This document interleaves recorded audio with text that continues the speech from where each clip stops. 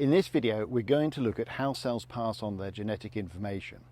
That is, how cells pass on their genes. Now, keep in mind that when cells reproduce, they can do so in one of two ways. Asexually, which is just cell division and the copying of DNA, and sexually, where there is a mixing of DNA when the two gametes are formed and then fuse to form a zygote. Now, it was Gregor Mendel who in 1866 first published studies of inheritance during sexual reproduction in peas. Mendel made the observation of dominant and recessive or hidden traits in organisms. He noticed through careful study that if you crossed a pea that had rounded wild-type peas with a mutant pea plant that had wrinkled peas, that all the plants that grew had rounded peas. There were no wrinkled peas. However, if you then crossed the so-called F1 progeny, that in the resulting plants, 3/4 of them produced rounded peas and 1/4 produced wrinkled peas. How could this be? Well, we can explore this. Say a pea contains two pieces of information that determine the roundness of peas. That is, the pea is diploid. It has two copies of the information. So let's call this information 2 uppercase R's for roundness. And a pea plant that has wrinkled peas has two pieces of information that say the peas are wrinkled. Let's say this is expressed with 2 lowercase r's. These upper and lowercase r's are the same gene as they control roundness. They are just different versions of the same gene or alleles of the gene. The fact that two different pea plants, rounded and wrinkled, have either 2 uppercase or 2 lowercase r's means that they are homozygous for their respective r's. The r's, upper or lowercase, are the same in a given plant. If we then draw out the gametes, which are haploid as they only contain one piece of information, we have uppercase R and uppercase R for the plants that produce round seeds, and lowercase r for the plants that produce the wrinkled peas.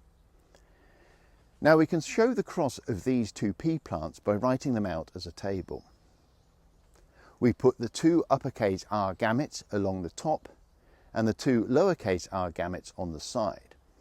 And then we do the cross and we get uppercase R, lowercase r, uppercase R, lowercase r, uppercase R, lowercase r, and finally uppercase R and lowercase r. That is, all the progeny have 1 uppercase R and 1 lowercase r. But Mendel observed that all the pea plants produced rounded peas, not a wrinkly one in sight. However, the important point to note is that all the pea plants now have uppercase and lowercase r's in their genome.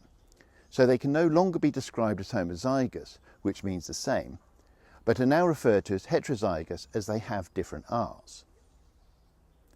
Mendel then crossed these heterozygous uppercase, lowercase r peas and found that 3/4 of the plant had rounded seeds and 1/4 of the plants produced wrinkled seeds. If you look at the cross, you can see how this happens.